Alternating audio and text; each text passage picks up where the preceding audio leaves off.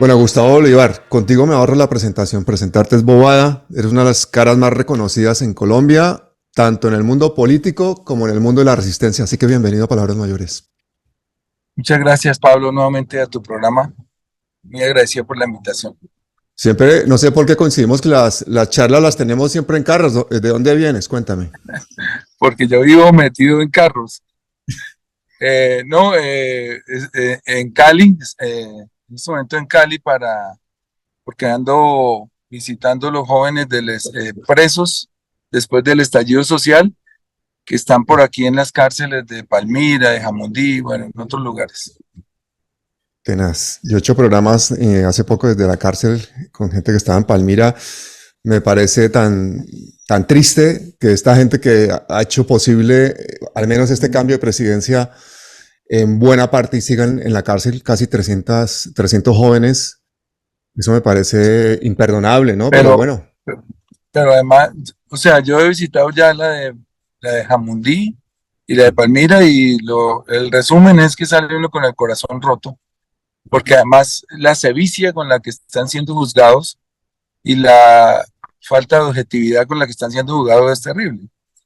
Les han calificado los delitos de una manera atroces, digamos, gente que estaba grabando con un celular y le meten terrorismo agravado o, bueno, y otras personas que cometieron errores forzados, digamos, gente que está disparando desde una camioneta, se le va la turba encima, los desarman, resultan que eran agentes de la SIJIN y entonces ay, ya le meten secuestro agravado e intento de homicidio agravado, etcétera, por estarse defendiendo a otros que obviamente sí cometieron errores graves, pues mm. nada que decir, hay que juzgarlos y esta cosa, pero yo creo que la mayoría son presos políticos y la mayoría son inocentes. Y por otra parte tenemos a gente como Andrés Escobar tranquilamente cuando han estado Eh, disparándole a los Disfrutando, que protestaban, sí. que ese es el sesgo con el que la fiscalía ha tratado, digamos, el post estallido, ¿no? A unos, los que dispararon al lado de los policías, Mm. pues en la total impunidad y los jóvenes, que obviamente aquí no vamos a justificar crímenes, pero muchos de ellos que salieron inducidos Mm. a cometer unos delitos, digo inducidos porque ellos no se reunieron antes de la reforma de Carrasquilla y de Duque a decir incendiemos este país, sino estaban en sus casas tratando de buscar el día a día para comer, para estudiar y de repente se apareció esto. Entonces, aquí no hay premeditación, simplemente un estallido donde ellos sienten que tienen que salir a defender una nación y a defenderse a ellos mismos y producto de eso, pues se cometen delitos como cuando hay guerras y Mm. obviamente la lupa sobre ellos ha sido mucho más amplia que sobre los otros también actores de ese estallido. Claro, y es que la estigmatizada que sufrieron esos pelados fue muy tenaz. Acuérdate que el mismo Barbosa persiguió y criminalizó la protesta social, incluso en casos como el de Portal de las Américas. ¿Tú te acuerdas de eso? Claudia López diciendo Claro, que tú mire, y Petro financiaban sí. el vandalismo. Y, uy, Yo lo vine a conocer ahora. Yo no conocía a ningún chico de Cali. De hecho, pasó algo muy, yo digo chistoso porque pues sé quién soy, pero preocupante a la vez porque me siento en Jamundí con una de hay cuatro mujeres allá. Es una chica muy joven, profesora, madre de una niña o un niño, no supe, al fin, de un hijo. Y le digo, bueno, ¿y tú por qué estás acá? Me dice, no, yo estaba en mi casa cuando pasó un hecho en Grande, y es que una camioneta blanca, nosotros ya estábamos nerviosos porque desde las camionetas blancas nos disparaban, entonces había unas barricadas que habían colocado los muchachos, la camioneta pasa a toda velocidad y salta la primera, la segunda, la tercera barricada y cuando viene para la cuarta, pues ya como vienen, los chicos están informados de que viene una camioneta a toda velocidad cruzando las barricadas, pues ellos la trancan, ¿cierto? Y uno de estos señores saca una pistola por la ventana, es carro blindado que baja un poquito, y enseguida los chicos pues se alborotan y los tratan, los desarman, les pegan y los sacan del lugar. me imagino que les pegaron muy duro, afortunadamente no murió ninguno. Sin embargo, la chica, cuando le cuentan eso, baja al sitio y ya no ve a nadie, pero encuentra en el piso unas cosas, los carnets de ellos y tal, y ella como que llamó a algún funcionario de la alcaldía a contarle y le dijo, recoja esas cosas y las trae. No sé si ella las recogió o no, pero el todo es que resultó involucrada y la fiscalía le está proponiendo un acuerdo que le mete 60 años, pero que ella confiese para tener 30.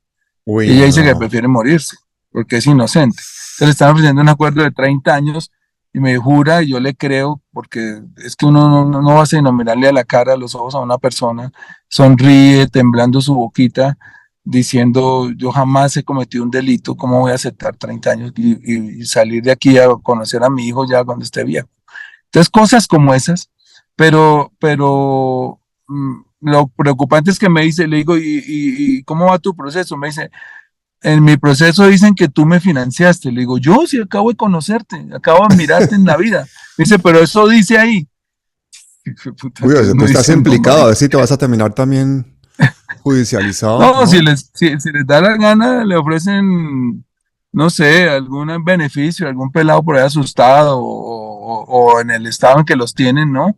De absoluta presión y salen diciendo cosas y termina uno ahí, enredado. Pero yo, la verdad es que hasta ayer fui Mm, y los estoy conociendo apenas. Yo nunca los había mirado a los ojos, nunca los había conocido. Lo de los cascos y las gafas que les enviamos mm, siempre fue a través de los almacenes o se mm. iba a un carro y se los entregaba ya al tumulto y nosotros no sabíamos a quién. Pero bueno, eso es lo que tenemos. Los chicos están, esta niña, por ejemplo, está de psiquiatra, está muy Claro. mal, no le han dejado entrar psiquiatras. eh, en la dirección les dicen que no, que ellos la suministran, pero al final nunca la suministran, o se la suministran cuando ya no lo necesita. Otra niñita de las que estaba ahí le faltaba un diente, aquí el diente total lo había perdido porque no Mm, tuvo asistencia odontológica a tiempo. Bueno, un drama, Pablo, que de horrible. verdad rompe el corazón, rompe el corazón. Horrible. Y me acuerdo que el conseguirle gafas y conseguirle cascos y escudos para que por lo menos le sacaran los ojos o no los mataran, ya era causa suficiente para decir que tú lo estabas financiando el vandalismo. Claudia López no tenía ningún problema en afirmar eso. Y esa No, me dijo estigmatización que venía de todas terrorista. partes, ¿no? Porque también venía de la prensa, venía de los medios, venía de todas partes. La estigmatización a ti, a los que estaban protestando en las calles y básicamente a todos los que nos opusimos a esa salvajada que era la salida fascista al neoliberalismo del gobierno de Duque, ¿no? Pues a mí me abrieron muchos procesos, varios, más de 7, 8 procesos. Afortunadamente se fueron cayendo porque pues yo nunca me he involucrado con ellos, nunca los he financiado. Comprarles cascos y gafas no es financiación de terrorismo, es un acto humanitario simplemente para que en ese momento a los chicos no les siguieran sacando los ojos y los siguieran matando, porque hay que recordar que desconociendo todos los protocolos del derecho internacional humanitario, la policía les disparaba a los ojos, a la cabeza. Muchos perdieron los testículos, otros tienen deformadas sus mandíbulas, porque no Qué solamente horror. les pegaban los ojos, sino en la cara. Es, Mm. es un drama terrible del que la historia hablará y ojalá terminen rápido de judicializar a todos los jóvenes para tratar de instalar también una comisión de la verdad de lo que pasó en el estallido. Sí. Bueno, ahora a ver cuál es el papel del nuevo ministro, del viceministro de Justicia y de todos los funcionarios que puedan hacer rápidamente, pues que estos jóvenes que son inocentes salgan a la calle, que los que hicieron vandalismo, pues sí, paguen sus condenas, sus penas, pero que la inmensa mayoría de las personas que yo estoy convencido que están detenidas en este momento son personas inocentes que se vieron envueltas en unos montajes judiciales y muchos de ellos están ahí sin saber ni por qué están, porque yo he conocido y Mira, he estado hablando con muchos que no saben ni por qué están ahí. aprovechando el tema, Pablo, y abusando un poco de tu programa, hago aquí una cuñita que es indispensable. Mire, la chica de la que te hablo, por ejemplo, estaba presa en una URI y un día le dijeron, levántese, vamos para la cárcel, con lo que tenía puesto. O sea, ella duró varios días con su pantalón, sus interiores y su camiseta Mm, puesta, hasta que alguien le pudo llevar otra muda. O sea, no tienen ropa. Hay unos, me dicen ayer en Palmira, que tienen la misma ropa con la que fueron traídos, no tienen zapatos. Entonces, por si de pronto podemos hacer una campaña para llevarles ropas, Sí. utensilios de aseo, tampoco tienen zapatos, ropa y utensilios de aseo básicamente, no les dejan entrar comida. Allá pues tienen su comida. Y lo otro también carecen de investigadores, porque ellos, hay que decirlo que ha habido mucha solidaridad de muchas organizaciones para suministrarles abogados, pero esos abogados no ganan nada, entonces ellos tienen que ocuparse en sus cosas también y a veces los casos quedan un poco relegados, pero han Mm. estado ahí haciendo de voluntarios y hay que agradecerles, pero le faltan investigadores, por ejemplo, Claro. para que comprueben que la niña estaba a las 7 en su casa y no allá donde sucedieron los hechos, para que tal o tal otra cosa. Entonces necesitamos ropa, zapatos, investigadores, utensilios de aseo y una cosa muy importante, psiquiatras, psicólogos. Uy, sí. No tienen esa asistencia, están enloqueciéndose, la verdad, yo lo sentí ya en un estado terrible y no es para menos, ellos pues son jóvenes, vivían Mm. en libertad, salían a jugar fútbol, a vender cosas, a lo que fuera. Y Mm. hoy pues, tienen un régimen que es que el de toda cárcel, que está bien. Pero lo que no está bien es que en una celda haya 6, una celda Mm. pequeña, de 2x2 o 3x3, haya 6 personas, que en cada celda hay 4 camarotes, 2 a cada lado, entonces ponen una en el pasillo, son 5, y otra en el pasillo que va hacia el baño, un baño descubierto donde tienen Mm. que hacer sus necesidades delante de todos. Es una cosa terrible. Y además los encierran entre las 4, más o menos 4 de la tarde hasta el otro día. Mm. ¿No? Salen a los patios muy temprano, como 5 o 6 de la mañana, 6 de la mañana, están ahí, almuerzan todas las actividades que tienen que hacer, pero entre 4 de la tarde y 6 de la mañana del otro día, que son 14 horas, tienen que estar encerrados 6, 7 personas en ese espacio tan Uy, pequeño. qué horror, eso es inhumano. Entonces, tienen que ponerse en el lugar de ellos, sobre todo los que hicieron videos para ganar votos con el estallido social y que se han olvidado de ellos. No quiero dar Eso, nombres, eso. porque No, pero hay yo unas quiero personas que sí preguntarte han eso. estado Yo quiero preguntarte eso muy porque pendientes de esa ellos. lucha se politizó. De hecho, cambiamos un presidente y el país ha cambiado y por lo Sí, menos hay una ventana de esperanza. Hay que decir también que Petro no tiene tetas. Sin 55-86 no hay paraíso, sí. ¿no? Pero Ujú. esos hombres, esos jóvenes, esas personas, hombres, mujeres, generalmente jóvenes, hicieron posible esa realidad. Y hubo una cantidad de gente que aprovechó ese momento para lanzarse, ¿no? Buscar liderazgo y capital político con esas imágenes que estaban dándole la vuelta al mundo. Tú me estás diciendo que hay gente que se ha olvidado de estos jóvenes y que aprovechó esa lucha para hacer capital político. Sí, pues allá al estallido llegaba mucho político a hacer videos y esta cosa, y a decir que lo estaban defendiendo, pero hoy la verdad es que uno entiende las dinámicas políticas, pero todo el mundo anda metido como en qué pasa con el aval, a quién le consigo el aval, venga, peleo aquí Mm. con este, por mi alcalde, por mi concejal, y se olvidaron de los jóvenes. Es un llamado de Pues no nos atención, vamos a no olvidar. quiero. ¿Hay alguna Vaki, Gustavo, o algo que podamos organizar? Ahorita pendiente no, ahorita pendiente no. Yo vengo diciéndole hace mucho tiempo que a mí de la Vaki me quedó una plata, y Mm. precisamente esta visita era para que ellos dijeran qué quieren que hagamos con esa plata. Está ahí Mm. quieta, son 90 millones de pesos.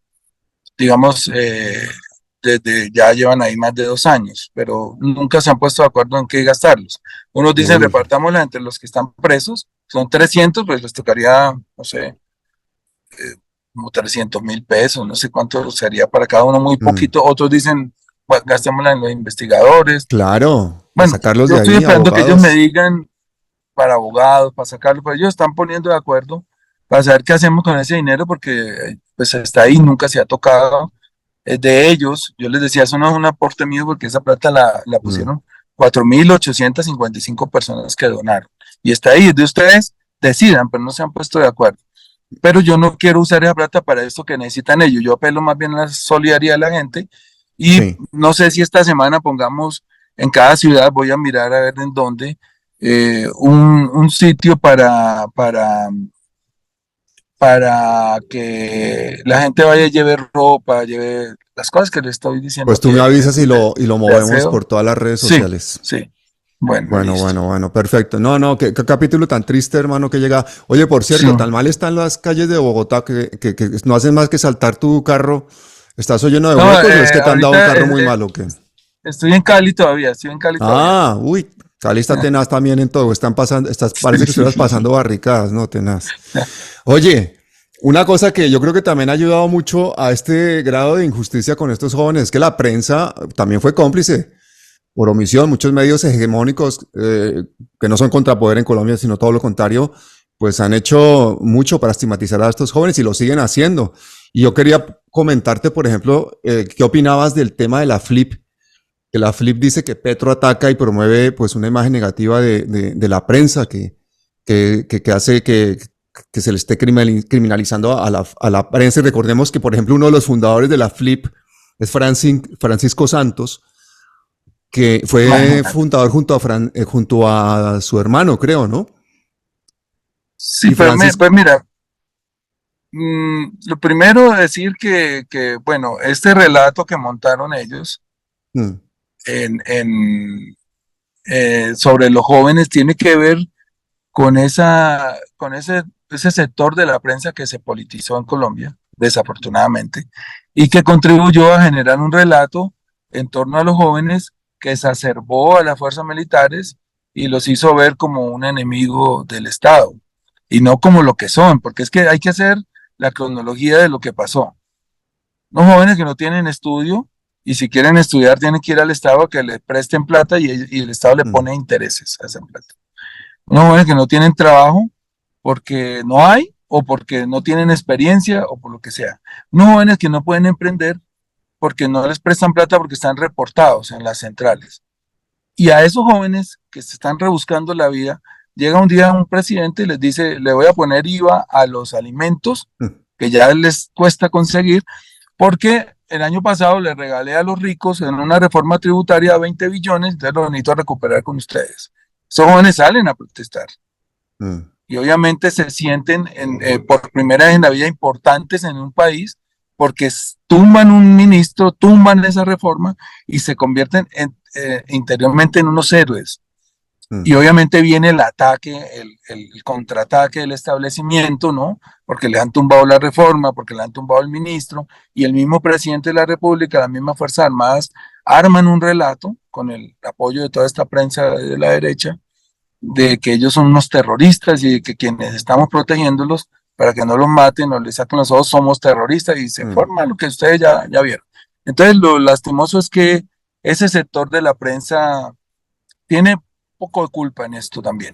Y ahí nacen las subjetividades de la FLIP, Mm. que no permiten que nosotros nos defendamos de ese sector de la prensa, pero cuando esa prensa nos ataca, pues ahí está de acuerdo con ellos. Ahí se Claro. pierde toda la objetividad. Yo pienso que cualquier integrante de la FLIP, que es un organismo necesario, en todo país es necesario garantizar la libertad de expresión, Mm. cualquier miembro de ese organismo no debería estar involucrado con ningún medio, ni de izquierda ni de derecha, nada. Pero hermano, el actual Debería ser. director ha escrito en Semana, ha escrito en La Silla Vacía, ha escrito en Cambio, escribe con los Danieles, o sea, eso no debería ser así, debe ser una persona mucho más neutral, ¿no? Exacto. Sí, yo estoy de acuerdo. Y, Ellos han y tenido un unas hecho, salidas. Gustavo, que a mí siempre me ha parecido tan curioso, es que sea Francisco Santos y su hermano, el fundador de la Flip, Francisco Santos, que esta semana fue tendencia en Colombia cuando sale Mancuso, una vez más, a acusarlo. Francisco Santos, que ha estado reunido con Carlos Castaño, con el alemán, con Jorge 40, que el mismo Mancuso lo vuelve a señalar de haber solicitado la creación del bloque capital, es decir, de querer crear un escuadrón de la muerte en la capital del país. Francisco Santos, que como vicepresidente ha sido perro fiel de Uribe durante 8 interminables años y posteriormente lo mandan de embajador a Washington, quería criminales asesinando y extorsionando en Bogotá y ese es el fundador de la FLIP. No, friegue.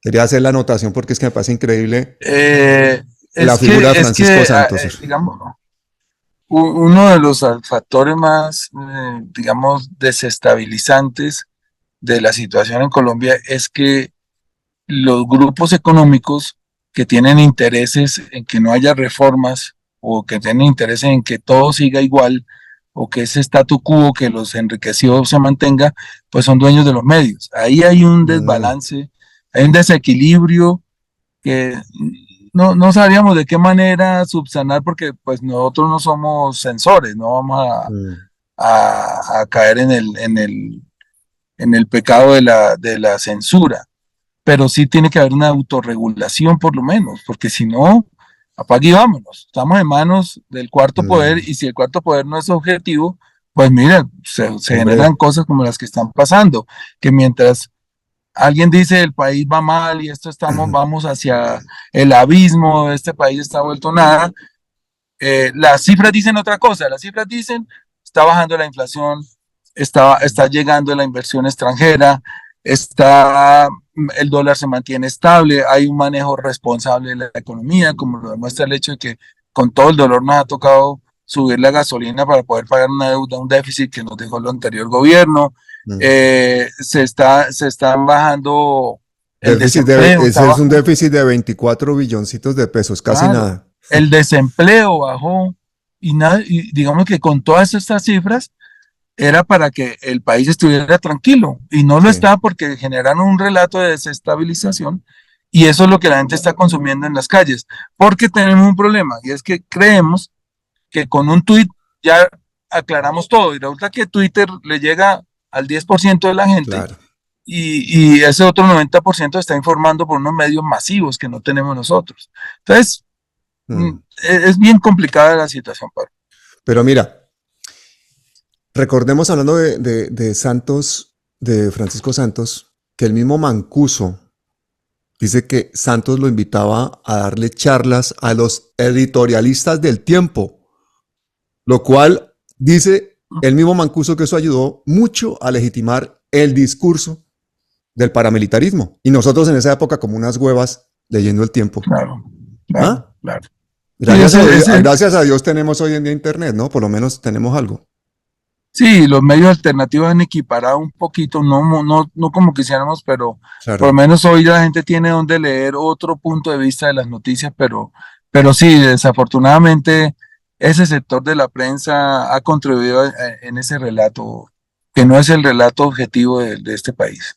Oiga, y le da a uno escalofríos oír a Mancuso, hermano, contar cómo las autodefensas tenían hasta 7 helicópteros volando tranquilamente por todo Colombia, todo tipo de operaciones coordinadas con el ejército, que por cada 2 bajas, o sea, que por cada 2 asesinados el ejército les daba un fusil, o sea, contando todo eso con esa frialdad y el tipo hablando como habla también como un político, esa vaina le da a uno escalofríos. ¿Tú qué sientes cuando oyes a Mancuso contar todas esas Pues barbaridades? me siento partícipe de todas esas masacres, porque con mis impuestos pagaban eso. Sí. O sea, todos los colombianos, por omisión o por lo que haya sido, participamos de todas esas masacres, porque al ejército lo mantenemos nosotros. Y que un helicóptero de la gobernación de Antioquia está dando vueltas sobre la masacre del Salado, pues Uy, eso es sí. pagado con nuestros impuestos. Y no pasa nada, impunidad total. Cuando estos delincuentes, estos criminales hablan contra alguien del establecimiento, es un bandido al que no hay que darle credibilidad. Pero si habla para incriminar a alguien que no es del establecimiento, entonces sí tiene Ahí sí credibilidad le dan, y a claro. esa persona va condenada porque claro, es que hay un testigo, mírelo, aquí está. Pero si toca una vaca sagrada, eso es mentira, eso es que él está delirando. Ah, eso ya lo había dicho, dicen, Mm. ¿no? Eso ya lo había dicho.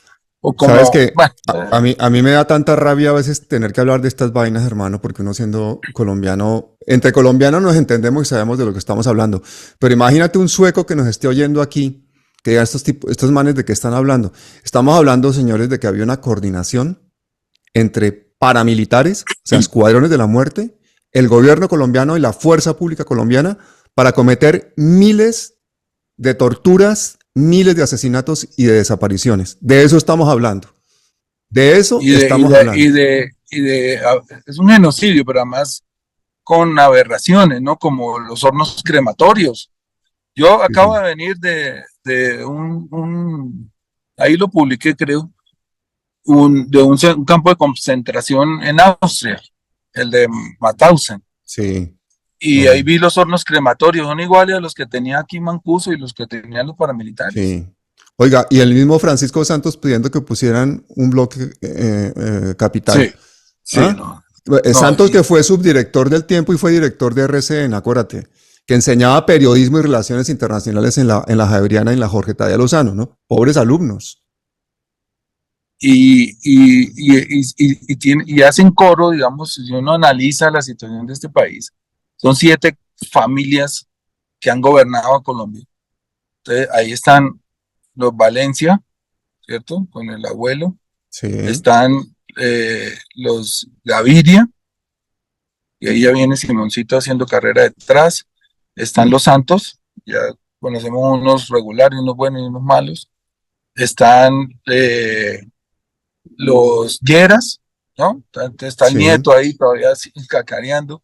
Están los Uribe, Los Turbay, los Turbay con el nieto también ahí. O sea, 7 familias que ya gobernaron este país y que nos entregaron un país lleno de violencia, de corrupción, de desigualdad, son los que hoy tienen la línea editorial de Colombia. sí. Y obviamente, pues, defendiendo los intereses de todas esas personas que lo financiaron y que hoy son ricos gracias a esas políticas. Porque la única reforma tributaria que ha habido aquí en Colombia en los últimos 25 años, que ha tocado los bolsillos de los más ricos, es la que hicimos el semestre pasado. Afortunadamente ¿Verdad? yo al comando de la Comisión Tercera. Las demás era bájele, quítele, bájele, suba el IVA, que es el impuesto que pagan los pobres, y bájele a la renta, y bájele por acá, y bájele por allá. Bueno, en fin. Pero eso habría que venderlo mejor y la verdad es que sería clave que RTVC, Radio Televisión Colombia, se convierta en una agencia pública de noticias y de pedagogía, ¿no? Para ganar esa narrativa. ¿Qué opinas de que al final no hubieran quedado Holman y pusieran a Nori de Rodríguez? Pues bueno, Noria es una mujer que desde hace mucho tiempo viene demostrando que eh, comparte con nosotros las causas y digamos que yo la considero de este lado. Y tiene experiencia en el medio, no tanto para dirigir un medio como la tenía Holman, como la tiene Holman, que ya se probó en Canal Capital, pero bueno, parte de todo esto es que también en el caso de Holman no ha podido, digamos, limpiar su nombre después de todos los ataques que le hicieron, a pesar de que la fiscalía le archivó algunos casos, pero digamos que a mí me hubiera gustado también que Holman hubiera estado en esa presidencia de RCTV, pero yo aspiro que Noria también lo haga de la misma Sí. manera, que nos defienda de todos los relatos que están armando, que potencie los noticieros que tenemos ahí dentro de RCTV y que también mire hacia adentro de la nómina, porque a mí lo que me cuentan es que eso lo seguía manejando el uribismo. No Claro. sé si sea cierto, pues no estoy en esa entidad, pero Bueno, pues el uribismo sigue manejando muchas entidades y sigue presente en también. gran parte del funcionariado de ministerios y de organismos, ¿no? Ese es el problema. Así es. Muchas entidades todavía las tienen copadas.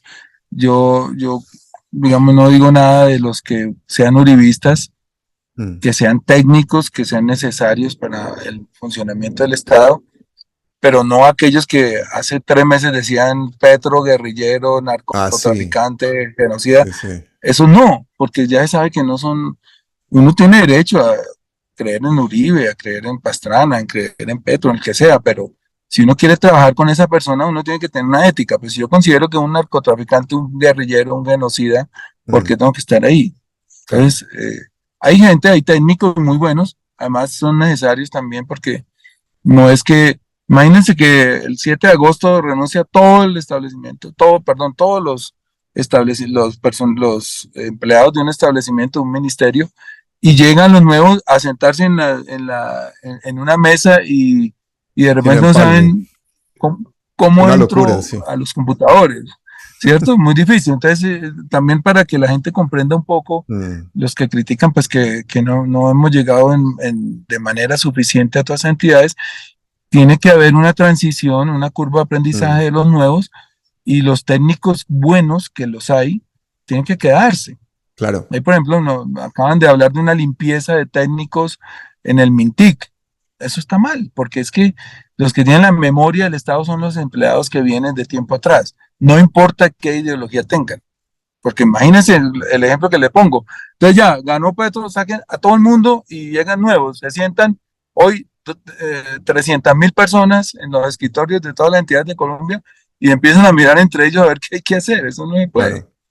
Pero sí, sí, lo que les digo, los que sí consideran que están trabajando Mm. por un gobierno genocida, de narcotraficantes, pues debían dar un paso al costado. Oiga, y otra puñalada estos días muy tenaz, lo de que hundieran el artículo que acogía las recomendaciones de la Comisión de la Verdad. Que eso es clave para no Sí. repetir las atrocidades. Uno de los que la hundió es el senador JP Hernández, que se catapultó al Senado como youtuber, básicamente. ¿Tú qué opinas de este tipo de personajes? Porque a mí me parece que son otras Claudia López que han llegado a estos cargos de responsabilidad y vuelven y desilusionan una vez más, igual que hubiese desilusionado cualquier político que llegue a un cargo y que se dedique a hacer corrupción, en este caso porque incumplen totalmente las filosofías que habían defendido, por lo menos durante una etapa. JP Hernández votando en contra de las recomendaciones de la Comisión de la Verdad para que no se repitan atrocidades. Yo no entiendo eso. ¿Qué opinas? Yo creo que hay falta de formación política, porque digamos, una persona como JP también es necesaria para que investigue cosas como las que está investigando, ¿cierto? Puede que no nos gusten muchas de sus posturas, pero esta investigación que hizo para demostrar cómo Roy le entregaba contratos a sus amigos y a las hijas de sus amigos por miles de millones de pesos, que ahí están dando vueltas, no sé si eso termine en Sí. alguna sentencia o una solución, pero digamos que también son personajes necesarios. La falta de Mm. formación política es la que no les permite dimensionar un voto en ese momento, digamos, de presión, porque uno de repente en el Congreso no está concentrado 100%, uno sale al baño, uno sale a almorzar o a atender unas personas que vienen de Mm. Chocó, de Tumaco, y en el momento está dando una votación, hay veces uno llega y pucha, lo de Anatolio realmente ha pasado con todos, que uno llega, Sí. ¿qué están votando? Tal cosa, y uno no ha Sí. escuchado, digamos, el debate, y uno dice, bueno, ¿por qué voto aquí? Pero Entonces a uno ti se también pega. te han dicho Bolívar vote sí. Claro, a todos, porque lo que te digo, si uno llega despistado, entonces uno llega a preguntarle, pero obviamente uno le pregunta a alguien que sabe que es de su línea. Entonces yo le digo, Iván, ¿qué están votando Ah, tal? bueno, O bueno. Alexander, Sí. ¿cierto? Porque uno sabe que ellos no lo van a inducir a uno un error. Entonces uno llega y no, estamos votando tal cosa, y ¿qué está votando la bancada? Tal, entonces uno se pega, Y ¿sí me tú le entiende? preguntarías a Roy Barreras que están votando? No, jamás. No, no, no. No, pero digo que uno le pregunta a los afines, ¿no? A los que uno sabe Oiga, que y estamos defendiendo El Roy las Barreras mismas. esta semana empezó a sonar para la alcaldía de Bogotá. ¿Qué opinas? Bien, estupendo, que se lance. No, La a verdad es un ver. hombre. Yo no eh, voy a cometer la grosería de preguntarte si tú te vas a lanzar a la alcaldía de Bogotá o no, porque yo creo que respeto los tiempos, los silencios y las cosas, pero sí me gustaría hacer un análisis contigo de algunos de los candidatos. sí, sí, sí, ¿Sí? claro. ¿Podemos Pues mira, hacerlo? Lo de Roy es sencillo, hermano. Es un tipo muy inteligente y muy, Mm. muy sagaz, digamos. Roy era un tipo que hace un año estaba en la U, hace 6 meses estaba en ADA y 3 meses después ya tiene un partido propio, porque Y se antes une estaba con en el ADA. uribismo, que es otra cosa inolvidable. Bueno, pero yo estoy sí, el último año. Y entonces se mete al ADA, que es un partido muy chiquito que tiene 2 personas, entonces se mete en la mitad, lo escinde, saca un partido para él, después, eh, eh, bueno, aquí no quiero tener suplicacias, pero le anulan la elección y ahora queda sin inhabilidades. O sea, eso es, pues, pucha, no, yo, de verdad, si alguien tuviera que pedirle un autógrafo en el Congreso, lo pido a Roy. Pero hermano, le Un hicieron un gran artista, favor, le hicieron un un grandísimo artista. favor inhabilitándolo porque quedó totalmente libre para presentarse a lo que sea y con partido político, ¿no? Bueno, eso tiene sus más y sus menos. Obviamente tiene su riesgo jurídico porque el Consejo de Estado también tiene que tener en cuenta que él tomó decisiones hasta hace 5 días, ¿no? Entonces, yo no sé si sea tan cierto que uno pueda saltar porque le hacen la nulidad, saltar de un cargo al otro, que era lo que él quería Mm. con la reforma política. Ojo que el trasfondo de la reforma política era que los congresistas pudieran ser ministros sin tener que esperar ese año que hoy mm, está estipulado por la Constitución, ¿cierto? De renuncia de un año anterior. Eso era parte de la reforma política y también el transfugismo, poder saltar de un partido a otro sin tener la sanción de la doble militancia. Como se cayó la reforma política, pues bueno, siempre aparece un salvavidas y ahí está. claro. Oye, y si a ti te dice Petro que tienes que ayudar a que Roy Barreras sea alcalde de Bogotá, ¿tú lo No lo haría, harías? obviamente, no. Yo no lo haría por principios. Mm, Yo sé quién es Roy Barreras y jamás votaría por él, ni voté para presidente mm, del Congreso por él. Pero además, si yo me lanzara, que todavía de verdad, Pablo, se lo digo sinceramente, no lo tengo claro, estoy haciendo, digamos, estoy trabajando como mm, si me fuera a lanzar, pero llegará el momento en que tome la decisión. Pero si yo me lanzara, yo no aceptaría a Roy Barreras en mi campaña. claro. Porque entonces, ¿de qué cambio estamos hablando? Yo entiendo que el presidente por el 55-86 le tocó comerse muchos sapos y yo quiero decirle al país que él ha tratado de hacer lo mejor por sacar adelante las reformas que en últimas son la esencia de su llegada a la presidencia. No es ni Mm, la pensión vitalicia, ni poderse ir a codear con los grandes líderes mundiales, ni ir mm, a la posesión mm, de algún presidente. No, yo creo que conociendo a Petro y su lucha, la esencia, por el fin último, el fin altruista mayor por el que está aquí, es para hacer unas reformas. Y para hacerlas ha tenido que hacer muchas maromas. Unas le han salido bien, otras le han salido mal, pero él sabe que si no hacemos esa reforma, el país sigue como está. Y Una este de esas país como está, maromas, pues una de esas maromas yo no las he entendido. Yo no he entendido para qué sacó a Carolina Corcho, ni cuál era la idea. Sacar a una persona que ha sido tan fiel, tan noble y tan eficiente, ¿qué sentido tiene cuando precisamente ahora rompe con la coalición para gobernar con yo los no suyos? conozco los intríngulis de esa salida, pero yo que entiendo, digamos, lo poco que he aprendido del poder. Tenía que sacar 6 ministros Mm, que le pertenecían a esos partidos con los que él había transado para lograr unas mayorías, una gobernabilidad. Uno le mm, llaman mermelada, otros le llaman componer el gobierno, armar un gobierno, etcétera, una gobernabilidad. Y yo creo que le quedaba muy difícil sacar 6 de ellos y ninguno de acá. Entonces yo creo mm, que, y yo creo que él sacrificó a Carolina queriéndola, valorándola y sabiendo de lo que es capaz, además la persona que estructuró todo el sistema el proyecto de reforma de la salud. Pero yo creo que, digo, si saco 6 de ellos y dejo a la ministra acá, no logro convencer a los otros congresistas, a los que estoy convenciendo al menudeo, de que voten por la reforma. Y no, es pero ¿cómo así? posible O que los sea, que saca congresistas. la que más quiere para que vean lo que está dispuesto a negociar. Sí, lo que pasa es que era muy difícil cortar 6 cabezas del otro lado y ninguna de acá. Eso era muy difícil. Uy, pero cortó la más Porque, potente porque la reforma de porque la ahí sí, salud es la piedra angular de todo, ¿no? Ahí fue que midió el pero aceite digo, de la coalición. pero Carolina, digamos, ya había cumplido su función y es estructurar la reforma, además, durante muchos años, ¿no? Esto no fue que lo hizo entre el año pasado y este. Ujú, Carolina viene con este discurso de quitar la intermediación financiera en la salud desde hace muchos ujú, años. Yo la conozco desde 2017 y ujú. ya le hice una entrevista en esa época y habló lo mismo que puede hablar en este momento contigo o con otra persona. Sí, ella no Y ha es la cambiado el discurso para necesidad nada, sí. de que esos recursos, que son 70 billones anuales, las EPS no los cogieran y los volvieran de bolsillo o crearan IPS y se empezaran a facturar yo con yo sin ningún control.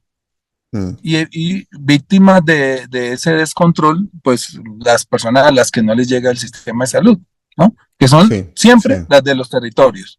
Porque si uno mira aquí en las ciudades, la gente, el relato de la oposición ya triunfó y mucha gente dice, no, es que me van a acabar la salud.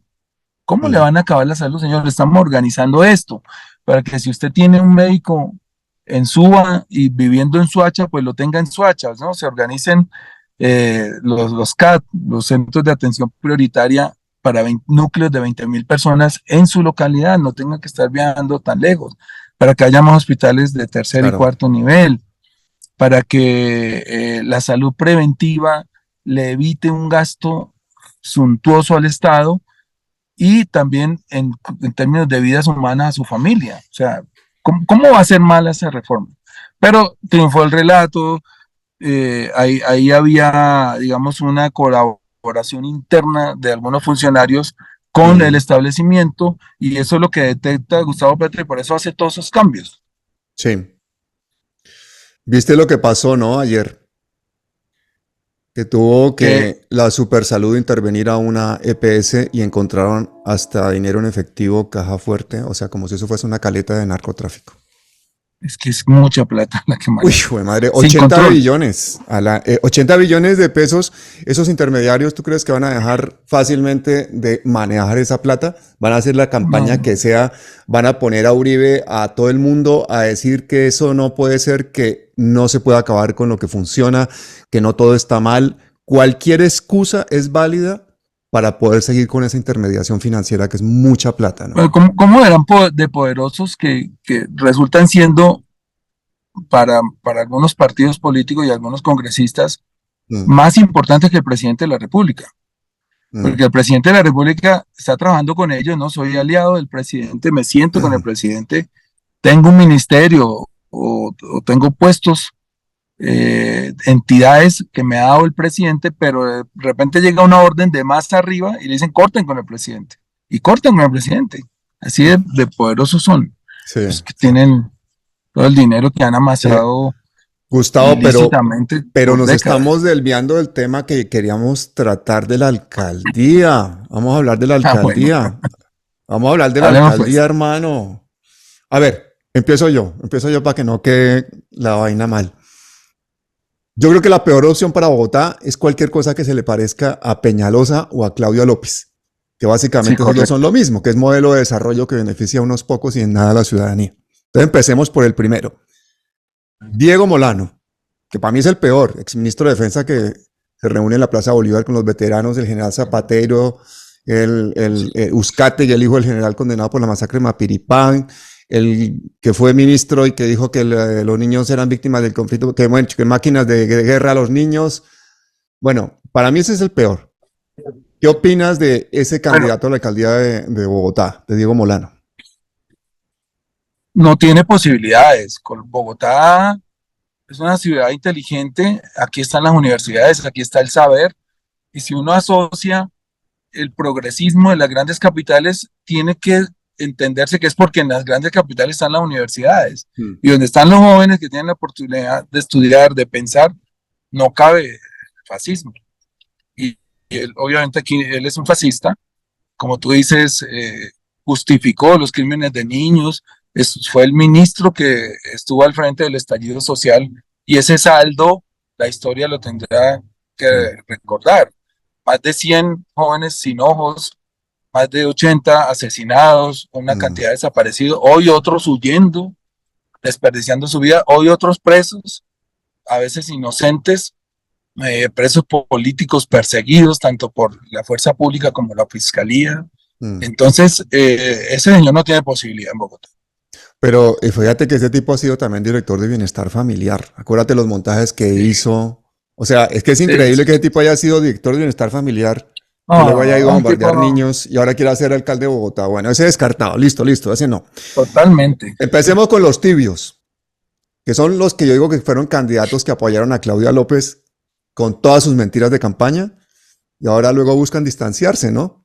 Después de que Claudia López demostró que detrás de una fachada verde se escondía la continuidad de todos los mismos proyectos de Peñalosa, el Transmilenio por la 68, el metro elevado, Transmilenio por la séptima, Transmilenio por la 13, entre muchas otras vainas. Para mí el tibio más Correcto. solapado, que lo digo sinceramente, es el man del DANE, Juan Daniel Oviedo. ¿Qué opinas de este man? Bueno, mire, digamos que podemos clasificar los candidatos entre los candidatos que no roban. Yo creería que Juan Daniel no es un tipo capaz de robar. De los que no roban y Y, los que roban. no, yo no- y unos que son politiqueros que dejan robar o roban. Porque hay unos que dejan robar. O sea, cuando uno permite que cierta persona entre a su casa que está gobernando y uno sabe que esa persona tiene esas mañas, uno está permitiendo que ellos roben.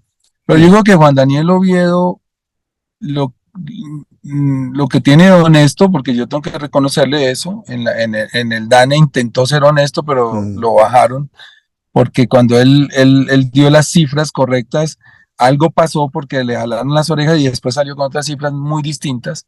Entonces no tiene ese criterio para pararse y no tiene la preparación, y eso es algo que también me pueden sacar a mí, pero lo digo es porque cuando yo vi los debates que ha hecho, no le veo, digamos, una estructuración en cuanto al conocimiento de los problemas de la ciudad. Entonces, ha cogido fuerza porque fue el primero que se lanzó, ha hecho una campaña chévere, digamos, larga. Eso al final le pasa cuenta porque hoy las campañas modernas en el mundo son de 3 meses. Si uno pretende hacer campañas de 6 meses, de un año, pierde, digamos, pierde la novedad, como que pierde fuerza, sí. Se vuelve paisaje de la campaña, no le mete.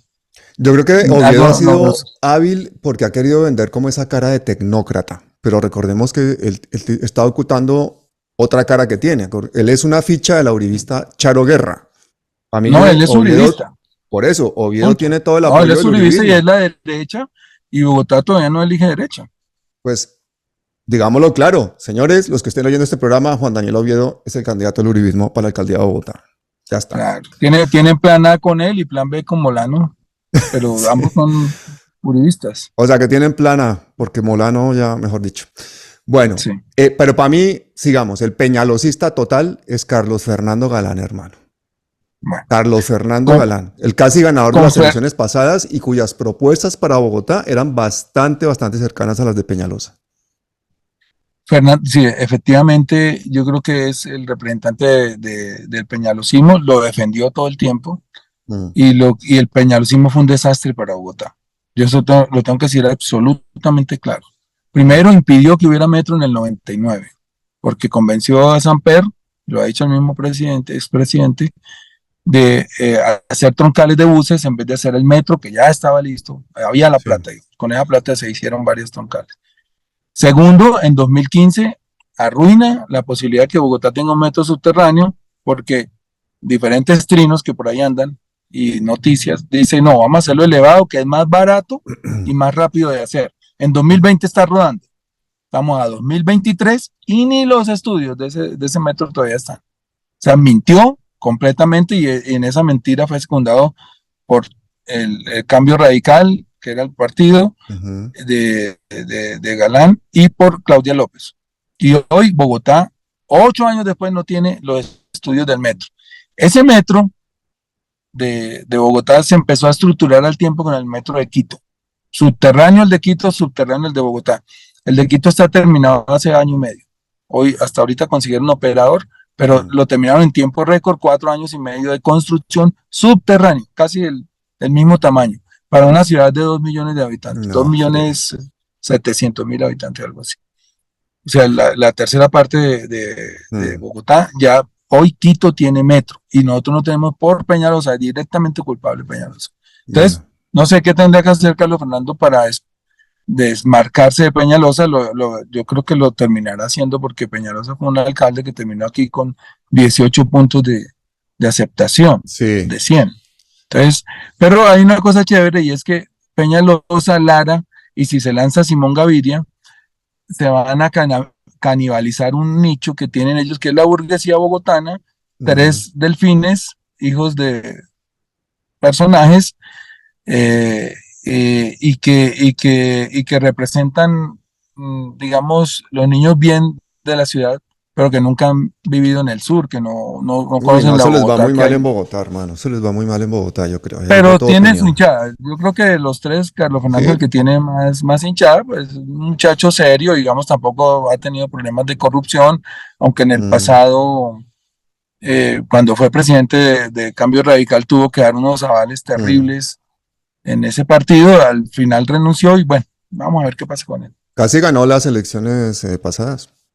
Pero bueno, con esas propuestas tiene un capital grande, Tiene un mm, capital grande que es de 1 millón de votos. Obviamente se les ha venido mermando porque eh, cuando le dieron la personería al nuevo liberalismo, mm. sacaron su partido y lanzaron una lista al Senado que no alcanzó el umbral y bueno, esto los ha afectado bastante, digamos. Bueno, pero no, ese fuera. Para mí, Galán es Peñalosa. Sigamos con uno que puede sonar prometedor, que es el excongresista Rodrigo Lara, ¿no? Que es un candidato que está buscando firmas de forma independiente. Y él Sí, sí se ha declarado enemigo de Enrique Peñalosa. ¿Qué opinas de Rodrigo Lara? Lara también es igual que Fernando Galán y digamos que Bogotá en esos tres, con esos tres personajes podría quedar en manos de una persona, de personajes que no roban. A mí me interesa Mm, mucho ese tema porque cuando mm, no se roban los recursos alcanza para hacer la asistencia social. Parece que es un tipo honesto. Obviamente tenemos unas diferencias en cuanto a la percepción de la seguridad ciudadana y yo siento que él está apostando un poco dentro de su esquema como a jugar al Bukele, digamos que son un discurso que ha ido mm, agarrando fuerza en el continente por los resultados que ha tenido Salvador en la disminución de, de, de delitos, digamos, de las estadísticas delincuenciales, pero digamos, no es el hombre que esté sintonizado con nosotros en el progresismo, ¿cierto? claro. Yo lo veo hoy como más tirado al centro, aunque Mm, tuvo una etapa cuando se opuso a las objeciones, cuando fue el que objetó la JEP y digamos, cuando era presidente de la Cámara mm, de Representantes, casi, digamos, arrodilló todo el proceso de paz porque no quería que se aprobaran algunos artículos mm, que tenían que ver con la JEP. O sea, le estaba haciendo un juego a la derecha y a los militares en ese momento, y él ha tenido unas posturas, digamos, de derecha en cuanto al militarismo, pero sí. en lo ético, digamos, dentro de su comportamiento, yo considero que es un buen tipo. Bueno, pero es un candidato clarísimamente Yo creo que es centro tendencias derecha. hacia la derecha, sí. Él Bueno, hoy es centro derecha y Fernando Galán nos centro. pasamos para los O de sea, izquierda. Oviedo derecha, Oviedo Sí, y este derecha, Carlos Fernando Galán de centro, y yo creo que Lara está como más tirado a la centro derecha. centro derecha Lara. A la izquierda estaba Guillermo Alfonso Jaramillo y le hicieron a ustedes el favor de nombrarlo ministro de Salud, ¿no? Así que salimos Él hubiera de... sido un buen candidato también del Sí, progresismo. sí, ese habría sido un buen candidato seguramente. Luego está mi amigo Carlos Carrillo, que ha sido el mayor opositor a los chanchullos y embustes de Claudia de Peñalosa, que incluso fue promotor de la revocatoria Peñalosa y que ha trabajado muy duro a pie de calle con la ciudadanía. ¿Qué opinas de Carlos Carrillo? Buen candidato Carlos Carrillo. Digamos, obviamente está dándose a conocer, ¿no? Está Mm, construyendo su marca, está construyendo su nombre. Eso le va a tardar unos añitos, pero yo creo que es un cuadro muy importante para la izquierda, porque es mm, un hombre estudioso. La gente que estudia muy los pilo. problemas es buena. Él es buen Mm. tipo. Bueno, y luego viene otro candidato. Aquí me toca pedirte que hagamos un juego. Hablemos, tienes que hablar en tercera persona del siguiente candidato. Y analizarlo lo más frío que puedas. No, no, pues es que es difícil analizarse uno mismo. Entonces toca hablar en tercera persona. Bolívar, para mí el tal Bolívar este yo creo que es un buen candidato, me gusta, es amigo, igual que Carolina ha sido súper fiel a Petro, a pesar de Petro. Es un hombre que sabe hacer equipo, comunica genial y reconoce sus errores, como viví en carnes propias en este canal, cuando un día se fue a hablar el hombre con el registrador y dijo que la registraduría les iba a dejar ver el software, que no iba a haber problema y que nosotros aquí veníamos trabajando duro con el tema del fraude y le dijimos no, le van a dejar solamente ver el software de los datos consolidados. El hombre salió, rectificó, se puso las pilas, empezó a estudiar con Lucho Spitia, no comió cuento, se declaró, y entonces nos dimos cuenta que es una persona noble, que no viene del mundo de la política y que resultó metido en estos temas políticos. Entonces, para mí sería un buen alcalde. Y la duda que tengo con él es qué tanto saben en profundidad de Bogotá, pero esa duda se me despeja rápido sabiendo que es un tipo que hace muy buen equipo, que es un tipo noble y que está dispuesto a rodearse de gente muy buena. Cuéntame qué opinas de Bolívar. Bueno, Bolívar tiene una ventaja sobre los otros cuatro señoritos que quieren gobernar la capital. Y es que es el único candidato que ha vivido en los tres estratos sociales, en las tres capas sociales de la capital. Ah, no friegue, ese no lo sabía.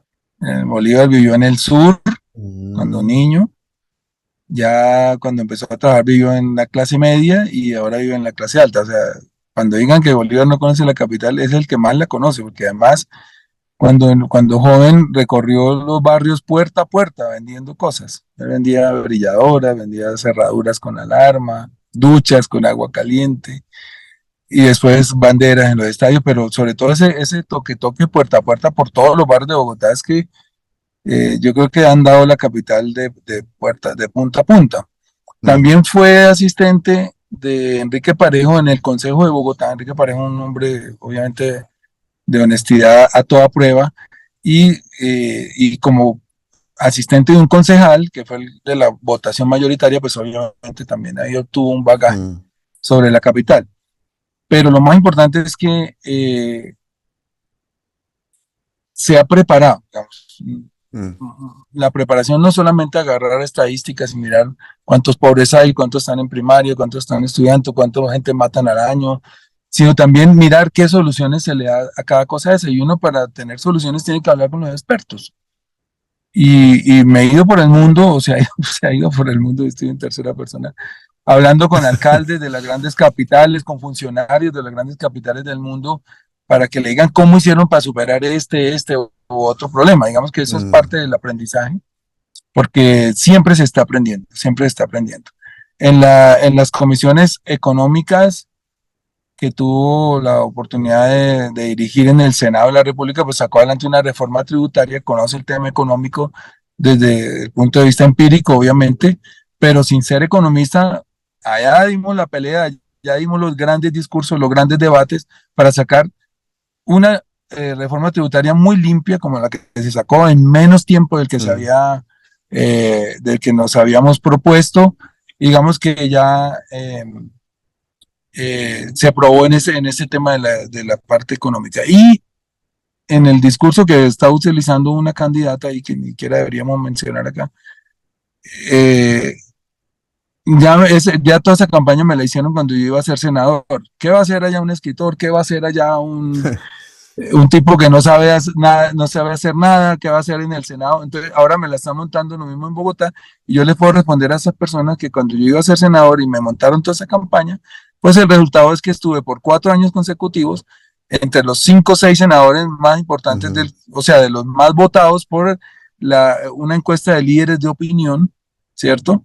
Y que mm, mis resultados están ahí. Entregué el alma en ese congreso, hice todos los debates que pude, defendí unas tesis, cuando estaba en la mm. oposición, defendí al gobierno cuando ya éramos gobierno, y yo creo que no hice un papelón. Yo No tengo hizo, no que, hizo, no tengo que hizo. ser un poquito Tercera inmodesto en esto, pero persona. digamos, si me voy no hice un papelón, si me voy a los resultados de las encuestas de los líderes de opinión, que son 3.000 líderes que opinan para esa Sí. gran encuesta anualmente, siempre estuve entre los senadores más votados, entre los más importantes. Sí, yo creo que esa es una opción buenísima también para la alcaldía de Bogotá, la de Bolívar. El problema es que muchísima gente también lo ve presidenciable, entonces no podría ser candidato a la presidencia en el 2026, No puede ser ¿no? las dos cosas. No se puede ser todo. Y Roy No, mira, Barreras, yo que Roy no. Barreras sí va a ser alcalde, sí va a ser presidente. Este man yo creo que tiene clarísima la apuesta por la presidencia, ¿no? Yo creo que es una cortina de humo que está soltando ahora que quiere presentarse a la alcaldía de Bogotá, porque ese man yo creo que tiene Yo todo creo que está para cañando. presidencia. Yo creo que Mm, él está cañando. Sí, pero si no estuviera cañando, pues es muy bueno que se someta ya a un termómetro de votación, porque cuando fue precandidato presidencial al lado de Francia y de Petro y de Camilo Romero, quien más estaba por ahí, mm, pues él se retiró cuando vio que no marcaba en las encuestas. Llegó a marcar 0,5 y cuando vio que ya Francia estaba en 3 puntos, pues no se quiso someter a esa derrota y se retiró. Entonces sí sería muy bueno que hiciera el ejercicio de probarse ya por fuera del Senado, Mm, que el Senado obviamente pues son votaciones clientelistas, porque ellos van amasando entidades, entonces tienen secretarías por acá, la gobernación tiene otras entidades y van agarrando entidades y esclavizando electoralmente a los empleados y eso pues alcanzar una votación ahí de 80.000 votos es fácil. Pero sí. es chévere en una ciudad que es de opinión, que él se midiera para que supiera qué piensa la opinión de él. Eso es bueno para él también. Mm. Oye, Gustavo, ¿y tú qué has estado pegándote ese viaje tan espectacular, hermano? ¿Qué es lo que más te ha gustado? ¿Qué cosas tan impresionado? Yo te veía ahí por todas partes, no, pero qué envidia de viaje. Cuéntame, Mm. cuéntame, cuéntame. Pues bueno, mira, estuve en más o menos 12 países, más que todo 7 países de Asia. Tenía desde mucho tiempo atrás pendiente una visita al sudeste asiático porque fueron países que consiguieron desarrollarse y tecnificarse en muy poco tiempo, digamos, muy corto tiempo. Hoy todos estos países, Corea del salvo Japón, Corea del Sur, Singapur, Indonesia, no alcancé a pasar a Malasia, desafortunadamente, que es otro de los tigres del sudeste asiático. Todos estos países hace 50 o 70 años eran más pobres que Colombia. Mm, Y hoy tienen unos PIB del triple o del cuádruple o 5 veces más grande que Colombia. Son inmensamente ricos. Y uno, pues, yo tenía el interés de saber cómo lo hicieron. O sea, porque uno lee, uno puede leer y eso es válido también. mm, Y obviamente uno le puede pedir a todas las personas que tengan el tiempo y el dinero para ir a hacer esa gira. Pero qué mejor que ir a sentarse allá, a hablar con la gente que vive allá, colombianos que viven 20 años allá, funcionarios públicos de esas repúblicas y preguntarles cómo lo hicieron. Entonces, eh, todo ese bagaje que uno va adquiriendo ahí, que obviamente cuando vengan los debates los pondré a prueba, pues le dicen a uno que se puede, que todo está inventado, que lo único que nos ha faltado es unirnos como nación. Por ejemplo, uno le preguntaba a los sí. funcionarios de Japón, eh, ¿cómo hace para ser tan resiliente un país como Japón que fue destruido por varios terremotos? El de 1923, como que fue de más de 9 grados, casi lo borra. Después vienen los americanos de 1945, ¿no? Se reconstruyen otra vez.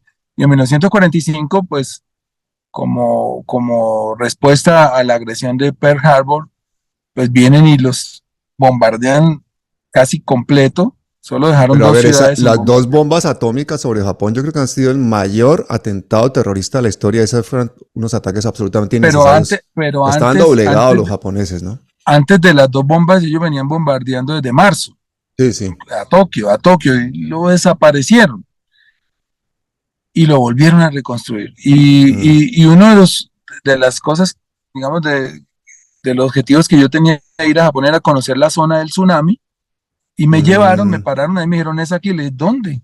Aquí. Pues yo no veía nada. todo perfecto. Avenidas, andenes, edificios, casas, Sí. negocios.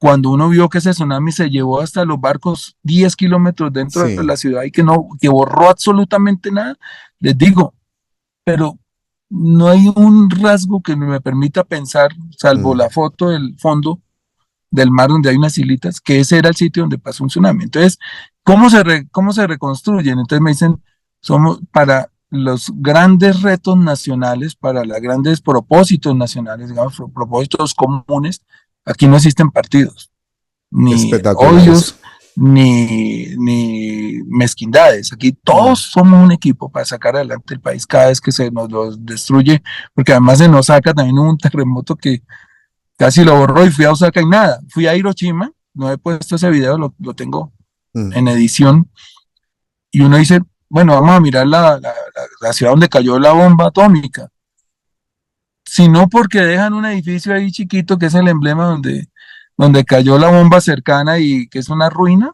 Uno Sí. no sabe que ahí pasó una bomba atómica, es una ciudad con metros, una ciudad de 500.000, 600.000 habitantes con 2 metros. De cuenta que Pereira tuviera hoy 2 líneas de metro.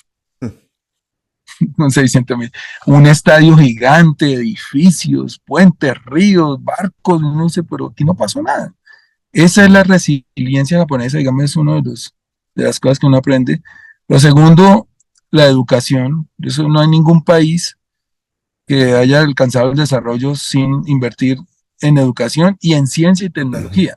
Mm. Cuando yo voy a hablar con un profesor de la Universidad de Tokio, nos dice es que nuestra meta es tener entre 2000 y 2050 30 premios Nobel de una universidad. Uy, Y ya pero, llevamos 23. Entonces tienen metas. Pero eso cómo se consigue? Pues porque ellos invierten 3, 4 puntos del PIB en ciencia y tecnología. claro. Y nosotros aquí invertimos 3, 4 puntos del PIB en defensa y 0,02 en ciencia y tecnología. Una cosa ridícula. Entonces, ¿cómo una universidad puede conseguir 30 premios Nobel en 50 años y nosotros ninguno? Pero qué problema cultural tan berraco que tenemos. Yo me acuerdo que en Tokio me llamó mucho la atención que no había papeleras y yo con un papel ahí en la mano, que mirando así y un señor me dice que me lo metiera aquí en el bolsillo y es que no había Claro, sí. papeleras porque ¿para qué? Si la gente no tira o no lleva basura a la calle, si tiene No, algo que tirar, lo tira en su casa luego. y eso tiene una filosofía que también Mm. tiene que ver con la salud. Yo también con una botellita ahí buscando dónde echarla hasta que el amigo me dijo, no, tiene que llevársela para la casa. Sí. Y después llego a París y encuentro que en cada esquina hay una papelera, pero repleta de basura. Mm. Repleta de basura. Y ya cuando ya no cabe, entonces empieza a Se cae. caerse la basura al piso y aparecen las ratas, los Moscas, animales, etcétera. ratas. Entonces ellos se guían mucho por la lógica, yo creo. Mm. Eso es una cosa que de pronto nosotros no hubiéramos pensado y uno sin conocer los países viene acá a instalar basurero en todas las esquinas, ¿cierto? En su buena fe, porque no, como no salimos casi los políticos colombianos muy encerrados aquí, Sí, como si estuvieran manejando una tienda de barrio que si me voy y sí. cierro hoy pierdo venta, entonces también Por si eso ya somos monté tan parroquiales también, ¿no? No tenemos sí, una entonces no visión voy en a la conjunto. reunión de Tunjuelito ni a la de Pueste Aranta y es que tengo una agenda que tengo que ir a no sé qué y no salen a conocer el mundo y a mirar Sí. todas estas cosas, ¿cierto? ¿Cómo Hablando, funciona hablando de el esas transporte vainas, de las ciudades? a mí me impresionó muchísimo, no me acuerdo dónde fue la primera vez que lo vi, creo que fue en Holanda o en Alemania, ir por una carretera de esas comarcales y encontrar en un sitio que el niño tenía que parar a hacer pipí y entonces paramos un sitio ahí y veo una mesa ahí grande, hermano, llena de quesos y canastas con manzanas y al lado una canasta con plata y la gente que iba por la carretera pues paraba y compraba algo, pero ahí no había nadie que le vendiera a uno nada. Uno cogía y ahí ponía el precio de cada cosa y entonces uno cogía eso y dejaba la Así, plata allá. Eso es una la honestidad, sí. berraquera, eso es una berraquera. Es que cuando tú confías en la gente difícilmente Mm, te defrauda. mm, Sí, si tú le dices, mire, creo en ti, agarra lo que necesites y ven y págalos, yo creo que la gente siente pena defraudar esa confianza. mm. Pero aquí como es una sociedad basada en la desconfianza, ¿no?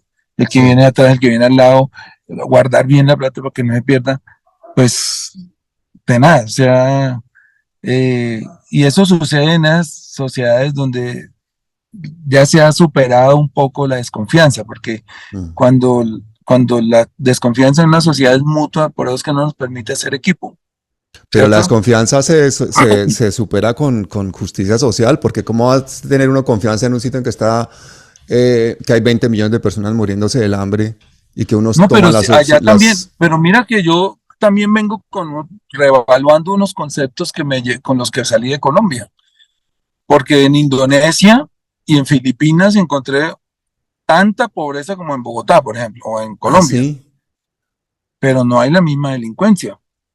Ahí Mm. pasa algo. Yo incluso nosotros los que defendemos esa ecuación de que la delincuencia, el desempleo y la pobreza están asociadas a la delincuencia, ya lo tengo que reevaluar, porque encontré pueblos muy pobres donde no nadie se mata, no matan Sí, a alguien eso es por verdad. robarle Yo un también lo he celular, visto en la que India y no en matan algunos a sitios. nadie por robarle una bicicleta. Entonces Mm. uno dice ahí, hay que reevaluar este concepto. Algo Sí. pasa aquí, bueno, tal vez no tienen la herencia del narcotráfico, por ejemplo, o esa herencia que nos dejaron los narcos y los políticos corruptos de enriquecernos muy rápido Mm. y muy fácil, no sé, pero hay que hacer ahí ya, ahí tienen que entrar los antropólogos, los sociólogos a averiguar por qué en otros pueblos que son tan pobres como Colombia no hay tanta delincuencia. También puede Son ser que hay porque no mucho, tengan tanta impunidad como nosotros, ¿no? también, o a veces hay mano dura, pero también yo le atribuyo eso un poco a factores religiosos. Digamos, Indonesia, que es Mm, un país casi 90% musulmán, como 80% musulmán, de hecho es el país que tiene más musulmanes en el mundo. Yo veo que el musulmán es más temeroso de Dios, o por lo menos esa religión no es tan laxa como las nuestras. mm, Entonces aquí el sicario va y mata un tipo y después va y se confiesa y el padre le dice, mijo, rece 3 Padres Nuestros, un mm, credo, 3 Ave Marías y chao. Entonces el man ya se siente absuelto y va y mata a otro. mm, Ellos creen en otro tipo de karmas, como que la ley del karma les funciona más, ¿no? mm. Si yo hago esto, me va a pasar esto. Y yo lo probé en una cosa muy sencilla. Yo en el mes que estuve sucedió el Ramadán, que es una fecha en la que los musulmanes no comen mientras esté el sol afuera. Entonces ellos pueden comer hasta las 4 de la mañana, o 5 antes de que salga el sol, y Sí, vuelven a comer hasta la noche. Ya tienen todo el día sin comer. Entonces el conductor que contratamos en algún pueblo de esos para que nos llevara, resulta que el tipo lo invitamos a comer, venga, siéntese con nosotros y comen, se está manejando y esto. Dice, no, no puedo. Entonces nosotros ahí como, venga, que tranquilo que nadie lo va a ver. Dice, no, Dios, Alá sí me ve. O sea, mm, ellos sí saben que muy ahí bien. tienen un ojo de Dios encima mirando sus Mm, actos y no comía el tipo. Y estuvo con nosotros como 8 días y nunca ni agua pueden tomar, ¿no? Ni tenaz. agua, ni... Entonces nosotros dijimos, venga, pero mantiene más a raya a la gente que Sí, aquí el aspecto católico, digamos, una religión laxa como la nuestra. claro. Oye, y hablando de impunidad, ¿a quién te gustaría que fuera el próximo fiscal general una vez que salgamos de esta pesadilla de Barbosa en febrero? Que yo no soy amigo de la figura, de la manera como se elige el fiscal en Colombia, porque, digamos, como el presidente de la República es el que tiene que envasar los 3 nombres, o sea, la terna, Mm, a la Corte Suprema de Justicia, para que ellos elijan el fiscal, pues él siempre pasa 3 amigos, ¿cierto? Gano con cara, gano con sello, si la moneda queda parada también. Entonces, siempre van a tener un amigo ahí, por eso en la polémica de la semana pasada, cuando Petro dice, cuando el fiscal dice Petro no es mi jefe, yo le respondo, sí, tiene razón, Petro no es su jefe era Duque. Es obvio, fue el que lo eligió. Entonces sí tienen Racero fue jefe más los lejos, fiscales. fue más lejos que tú y dijo, pues lo que no se sabe es si su jefe es Duque o es Uribe o es el Clan del Golfo, por el tema de Guillén de la lista esa de los 200 asesinados en los que parece que la Correcto. fiscalía tenía información previa y no evitó esos asesinatos, ¿no? El Racero fue lejos en eso. Terrible, terrible ese episodio. Porque, digamos, cuando la fiscalía se politiza, que eso es lo peor que le puede pasar a un país, Mm, ¿no? Que sus entes jurídicos y de fiscalización se politicen, pues llegamos a esas instancias, ¿no? Si yo soy de derecha, pues voy a favorecer a los a los delincuentes de derecha y voy a perseguir a los de izquierda. Y por eso no me gusta lo que viene. Si es un fiscal de izquierda o si Petro propone una terna con fiscales progresistas, pudiera pasar que también se pasen al mismo episodio de estar favoreciendo los temas de personajes involucrados en el progresismo y perseguir a los de derecha. Eso no está bien. Yo creo que eso hay que cambiarlo en la Constitución y lo ofrecimos en campaña. Lo que pasa es que, mm, como ustedes se han dado cuenta, el gobierno, el legislativo es lento, ¿no? Aquí mm. las cosas van muy lentas, eh, y no avanzan porque las amañan de acuerdo a los intereses de los congresistas y hacer una reforma de la justicia lleva años. La última Claro. que se hizo, pues se cayó en la en la Corte Constitucional, lastimosamente, que ahí se acababa, por ejemplo, esta comisión de acusaciones. eh, había cambios positivos dentro de esa reforma, pero se dañó en la reforma. Pero Gustavo, ya que no quieres decir nombres para fiscal, yo voy a decir uno. A mí me gustaría que el fiscal general de Colombia fuera Gustavo Guillén. Gonzalo Guillén.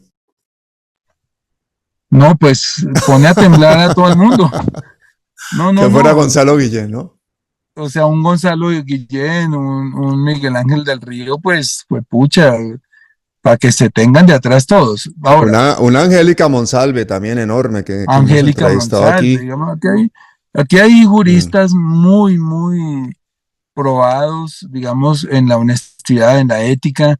mm, Eh, un Miguel Ángel del Río no tiene problemas en señalar algún mm, equívoco del mismo presidente de la República, a pesar de que lo apoyó y vota por él, y son muy independientes, digamos, sí.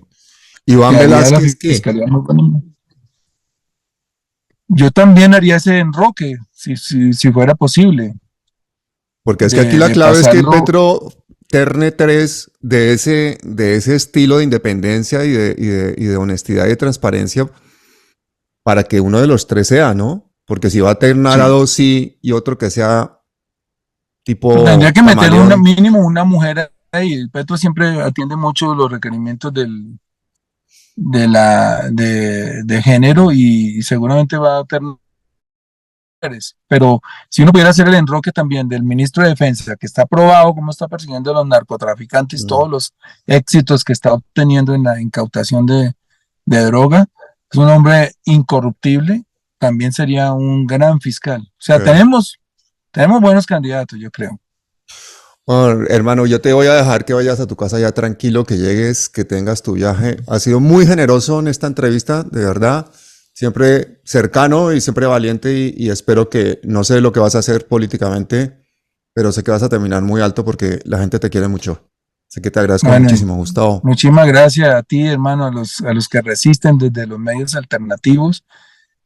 Ustedes han sido, te lo digo aquí sin querer echarte el cepillo, como culpables de que este renacer de la opinión pública en Colombia, de la politización también de la política, de la politización de la opinión pública, que era muy necesaria en Mm. Colombia, se dé y que nosotros ya podamos ver otros puntos de vista que no veíamos antes cuando no teníamos sino medios masivos de comunicación prácticamente impuestos y que hoy ustedes nos dan la oportunidad de ver otro punto de vista de la verdad. Bueno, Gracias tú dices ustedes, a pero ti. tú también eres un tremendo youtuber, tremendo comunicador, te sigue muchísima gente y yo creo que es una ventaja añadida para la gente que esté pensando en si votar o no votar en un momento dado por ti, que tú eres un grandísimo Bueno, comunicador y es una cosa que yo creo que facilita muchísimo las cosas. Y finalmente, y es pues algo que le está faltando a desearte, este gobierno. Es algo que le está uy, faltando a sí, este es que no hay gobierno. estrategia de comunicación, hermano, esto es una Sí, hermano. barbaridad.